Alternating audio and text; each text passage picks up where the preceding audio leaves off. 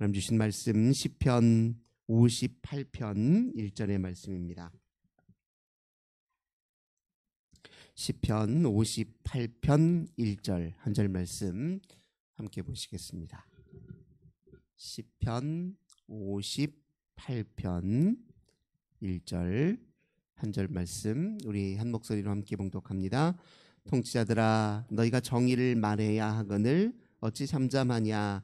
인자들아 너희가 올바르게 판결해야 하거늘 어찌 잠잠하냐. 아멘. 오늘도 우리 주님과 함께 이 복된 날 시작하시는 우리 모든 성도님들 하나님께서 하늘의 크신 은혜와 평화 가득 부어주시길 주님의 이름으로 간절히 기원합니다. 오늘 본문 말씀 통해서 어찌 잠잠하냐 이런 제목으로 함께 은혜 나누도록 하겠습니다. 우리가 생활하면서 경험하는 바이지만 말해야 할 때가 있고 침묵해야 될 때가 있지요. 그걸 잘 분별하는 것이 지혜 있는 삶이고 그렇게 잘 분별해야 또 우리 인생들의 복된 열매가 맺을 수 있음을 우리가 경험적으로 이미 잘 알고 있습니다. 우선 우리가 말해야 할 때, 침묵해야 될 때가 나 자신에 대해서도 또 다른 사람에 대해서도 다 적용이 돼요. 우선 우리는 나 자신에 대해서도 때로 침묵해야 할 때가 있습니다. 언제 그렇습니까? 내 내면의 목소리를 들을 때, 또 하나님의 음성을 귀를 기울여 들을 때 우리는 침묵해야 됩니다. 우리 자신의 마음에 나타나는 모든 생각과 감정과 우리 속에 있는 욕망들, 이걸 점검할 때 우리는 침묵해야 돼요. 우리 마음속을 들여다보는 행위는 곧 내면의 침묵에 가깝다, 이렇게 이야기할 수 있습니다. 하나님 말씀을 이제 경청할 때도 마찬가지죠. 우리 생각을 내려놓기 위해서라도 침묵하고 또 우리의 고집을 꺾기 위해서라도 우리 주님 앞에 침묵할 수 있어야 주의 말씀을 온전히 청종할 수 있다는 것 우리 경험적으로 이미 잘 알고 있습니다. 그러나 이제 다른 한편으로 우리 자신에게 또 적극적으로 말을 해야 할 때가 있습니다. 우리 어리석은 생각을 하나님 말씀으로 교정할 때가 바로 그런 때이죠. 우리 마음을 괴롭게 하는 엉뚱한 생각이 떠오르고 부정적인 생각이 떠오르고 또 거짓된 생각들이 자꾸 떠오른다. 그러면 그때마다 주님의 말씀을 의도적으로 내 자신에게 되뇌어 들려주고 또 곱씹고 이런 과정이 필요합니다. 우리가 반복해서 우리 자신에게 들려주는 말은 우리 내면 깊숙이 파고들어서 우리의 무의식과 우리의 행동을 이렇게 아름답게 선도하고 또 교정한다는 것을 우리가 또 경험적으로 잘 압니다. 그러니까 무슨 말을 반복해서 내 자신에게 들려주냐 굉장히 중요해요. 또 반복해서 자기 자신에게 이제 글을 쓰는 것도 중요합니다. 네, 그런 측면에서 이제 일기는 굉장히 유용한 면들이 있어요. 네, 우리는 우리 자신에게 유익한 언어들을 사용해서 자꾸 글을 쓰므로 우리의 마음 깊숙하게 자리 잡고 있는 부정적인 파괴적인 생각들을 정화시킬 수 있습니다. 근데 이럴 때는 자기 자신에게 이제 적극적으로 말을 해야 하는 순간들이죠. 우리가 다른 사람들에게서도 또 침묵해야 될 때가 있습니다. 우리가 남의 말을 경청할 때도 우선 내 말을 좀 멈춰야 되잖아요. 그가 뭘 원하고 그가 의도하는 것이 무엇인지 그의 속내가 무엇인지 잘 헤아려 알기 위해서는 우리가 다른 사람에 대해서 침묵할 필요가 있죠. 경청의 자세를 위해서요. 또 다른 한편으로 우리가 그에게 이제 화가 너무 났거나 또는 그에게 이제 격한 감정을 갖고 있을 때 그때 오히려 말을 멈춤으로 내가 하는 말로 인해서 그에게 상처를 입히지 않도록, 즉 내 말이 나로 하여금 악을 저지르지 않도록 할 때 이때 우리가 또 침묵을 해야 됩니다. 그러니까 다른 사람들에게 향해서도 침묵해야 될 때가 있다는 거죠. 또 다른 사람들을 향해서도 적극적으로 말을 해야 할 때가 있습니다. 그가 부당하게 행동할 때 아니다라고 얘기하고 부당하게 나를 지배하거나 또 나를 억누르거나 할 때 당당하게 그에게 아니다라고 말할 필요가 있습니다. 특별히 오늘 본문의 말씀은 우리 하나님 앞에 우리가 다른 사람들 앞에 적극적으로 말해야 되는 순간이 언제인지를 우리에게 가르쳐주고 있는데 1절을 다시 한번 보겠습니다. 통치자들아 너희가 정의를 말해야 하거늘 어찌 잠잠하냐. 인자들아 너희가 올바르게 판결해야 하거늘 어찌 잠잠하냐. 정의를 이루어야 할 때 그때 우리가 적극적으로 하나님의 편에 서서 말을 해야 한다는 겁니다. 하나님의 정의와 공의를 이루기 위해서 하나님의 말씀을 전하는 데 힘썼던 대표적인 사람들이 누굽니까? 예언자들이에요. 그렇죠? 그들은 자기 목숨 내 걸고 하나님의 메신저로 살았습니다. 그렇죠? 왕이 또 통치자들이 하나님의 말씀에 따라 제대로 의롭게 통치하지 못하는 순간 예언자들은 하나님의 말씀을 받아서 그것을 선포하는 데 힘을 써왔습니다. 우리도 하나님의 자녀로서 때로 예언자적 그런 자세를 갖고 생활할 필요가 있습니다. 이건 뭐 다른 사람들과 늘 싸우자는 기세로 그렇게 대화하라는 뜻은 아닙니다. 우리가 거짓된 상황이 분명하고 그것이 다른 많은 사람들에게 큰 아픔과 고통과 상처로 이어진다는 것을 알 때에 그때 그걸 제지할 용기가 필요하다는 뜻이에요. 이제 정의라고 하는 것은 뭐 사람들한테 옳고 그름을 그때그때 다 따지라 이런 것과는 상관없습니다. 정의는 뭘 뜻하냐면 옳고 그름을 막 그때그때 따지는 행위가 아니라 그의 행동으로 인해서 우리의 행동으로 인해서 말로 인해서 누군가 특히 약자가 큰 고통과 상처를 받는다 또는 그가 피해를 당한다 이제 그런 순간에 그걸 저지하고 막기 위해서 그때 이제 내가 하나님 앞에 의로운 소리를 하는 것 이게 이제 정의를 구현하는 것과 같습니다. 특별히 이제 하나님의 정의와 공의를 얘기할 때 두 가지를 우리가 생각해야 돼요. 첫 번째는 뭐냐면은 우리가 하나님 앞에 서로 올바른 관계를 맺고 있는지가 굉장히 중요해요. 한 사람이 한 사람을 일방적으로 지배한다거나 그렇죠? 한 사람이 한 사람을 다른 자기 힘으로 또 자기 큰 목소리로 그 사람을 지나치게 억제하거나 또 억압할 때 그때 이건 정의가 흔들리는 법이거든요.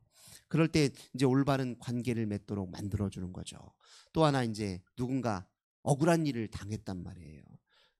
그의 편에 서서 진실을 얘기할 수 있는 용기도 또 필요하다는 거죠.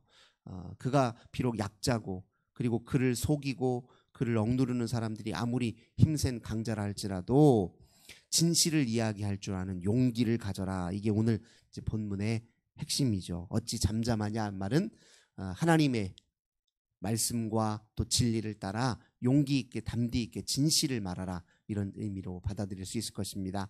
우리가 진실을 말할 수 있는 이유는 무엇이냐면 첫째는 하나님이 그걸 원하시는 것이고 두 번째 하나님이 그 진실을 지키시는 분이라는 거예요. 하나님이 악한 자들의 거짓을 오래 참지 않으신다는 겁니다. 선한 자들의 실수와 또 회개하는 자들에게는 한없이 인자하고 자비와 용서를 베푸시는 하나님이지만 끝까지 거짓을 일삼고 약자를 고통스럽게 만드는 그런 사람들에 향해서는 하나님이 반드시 때를 따라 심판하신다는 것이 오늘 시편 기자의 이야기입니다. 그래서 6절을 보면요.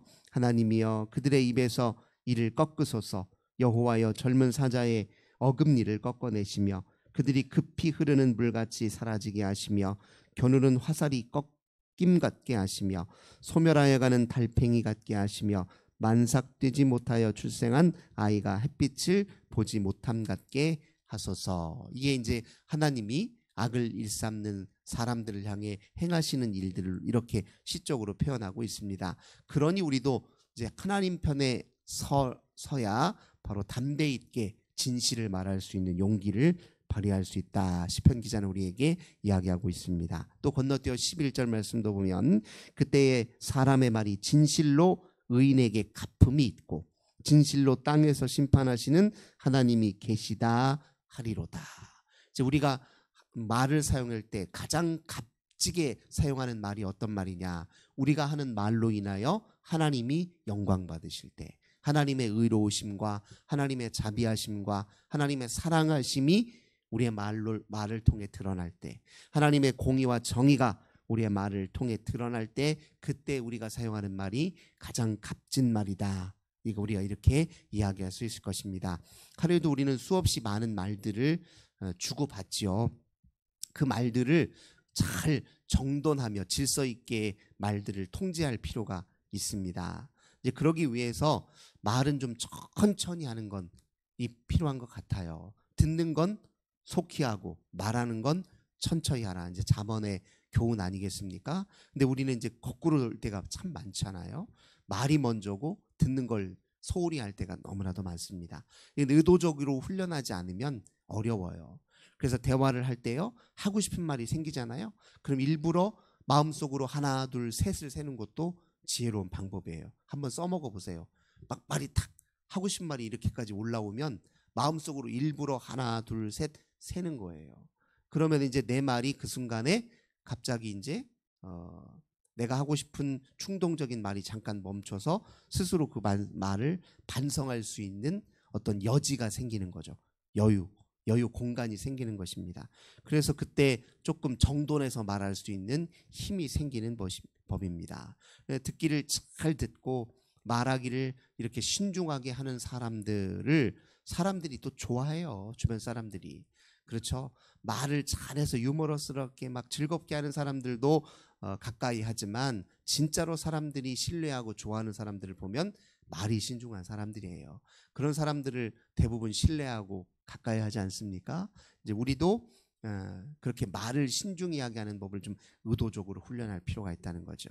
그리고 이왕에 말하는 것이다. 그러면은 하나님의 말씀에 근거해서 하나님의 말씀을 응용해서 말하는 법을 좀 훈련하는 것도 좋습니다. 그러니까 남들한테 권면을 하더라도 내 말로 그냥 내 경험을 살려서 그렇게 말하는 것보다 하나님의 말씀을 응용해서 하면 얼마나 좋냐고요. 하나님도 이렇게 말씀하지 않으셨냐? 우리 예수님도, 우리 주님도 이렇게 말씀하지 않으셨냐? 조금 우리 잘 견디고 용기 내봅시다. 이렇게 달리 생각해 봅시다. 또 하나님의 말씀을 이렇게 통해서 권면하는 게 가장 또 좋은 방법이에요.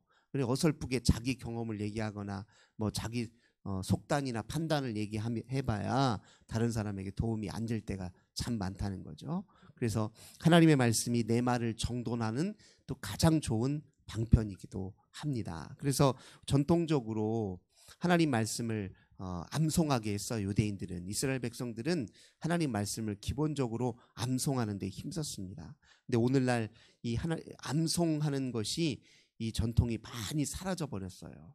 그래서 어떻게 보면 읽기는 읽는데 남지를 않고 또는 자기 가슴 또 마음 깊은 곳으로 말씀이 이렇게 점여들지 못하는 경우가 많아요. 겉돌자는 거죠.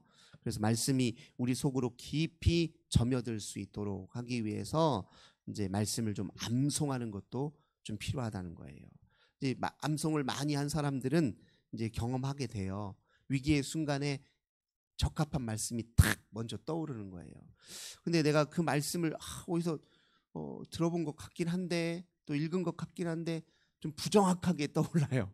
그럼 속상하잖아요. 그때 하나님 분명히 말씀을 이렇게 말씀하셨는데 뭐였더라 하면서 이럴 순간에 참 우리가 참 답답할 때가 있잖아요. 그러니까 평소에 말씀을 좀 반복해서 외워두는 것도 좋다는 거예요. 저는 목사님 이제 기억력도 좀 가물가물해서 어렵습니다.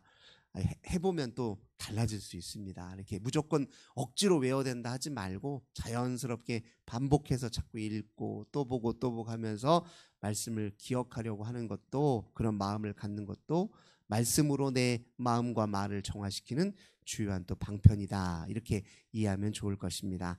또 하나님 말씀을 소리내서 읽는 것도 되게 중요해요. 이게 제가 전에도 몇 번 강조했잖아요. 그 내가 입으로 통해서 하는 그 말씀이, 그 음성이 내 귀를 통해 다시 들어올 수 있도록 하는 것도 굉장히 말씀으로 내 말을 정화시키기 위한 좋은 훈련의 방법이 됩니다. 한번 이제 그렇게 해보시죠. 시편이나 또는 복음서나 잠언 내 말씀들을 일부러 소리내서 천천히 이제 읽는 거죠. 그래서 또 내가 내 가슴에 좀 와닿는 말씀은 반복해서 읽는 거예요. 그 구절을 그렇게 해서 말씀으로 말을 정화시켜가는 것이 굉장히 중요합니다. 우리의 말이 어떤 때는 전부일 때가 있다, 이런 생각이 들어요. 생각도 말로 하잖아요. 그렇죠? 우리의 마음을 달래는 것도 말로 하는 것이고, 또 상대방과 좋은 관계를 맺는 것도 다 말로 하는 거예요. 그리고 상대방과 갈등을 만들고 싸움이 일어나고 또 괴로움을 일으키는 것도 따지고 보면 다 말이야. 그래서 말로 어떻게 생활하느냐가 굉장히 중요한데 우리가 적절하게 침묵할 때와 말할 때를 잘 분별하여서 우리의 언어 습관이 좀 더 성숙해지는 그런 오늘 하루가 되시기를 주님의 이름으로 간절히 기원합니다. 좋으신 주님 감사드립니다. 우리는 때로 하나님 앞에 침묵해야 될 때가 있고 말해야 될 때가 있음을 오늘 함께 묵상하며 살펴보았습니다. 주님, 우리는 말하기는 더디하고 듣기는 속히 하는 성숙한 저희들 될 수 있도록 늘 훈련하는 저희들 되게 하옵소서. 우리의 말을 다스리는 것이 어려운 일이지만 그러나 말을 다스릴 줄 알아야 영적으로 성숙한 이요 또 하나님의 평화의 도구로 온전히 세워줄 수 있음을 저희들 다시 한번 되돌아보며 주님 앞에 고백합니다. 말을 아름답게 정돈하는 훈련, 말씀으로 우리의 말을 가다듬고 새롭게 하는 훈련을 부지런히 할 줄 아는 저희들 되게 하옵소서. 오늘도 저희들이 내뱉는 수많은 말들, 마음속으로 하는 수많은 말들이 우리 주님의 복되신 진리의 말씀에 아버지 뿌리를 잘 내리고 또 잘 질서 있게 정돈되도록 성령께서 도우시고 함께 하옵소서. 주 예수님의 이름으로 간절히 기도드립니다. 아멘. 오늘도 우리 환우들을 위해서 우리 가정의 자녀들을 위해서 또 교회와 나라와 민족을 위해서 기도하겠습니다. 주님 감사합니다. 저희들 오늘도 주 앞에 기도합니다. 주님, 어리석은 저희들을 주의 사랑의 끈으로 메어주시고 주님의 진리의 말씀으로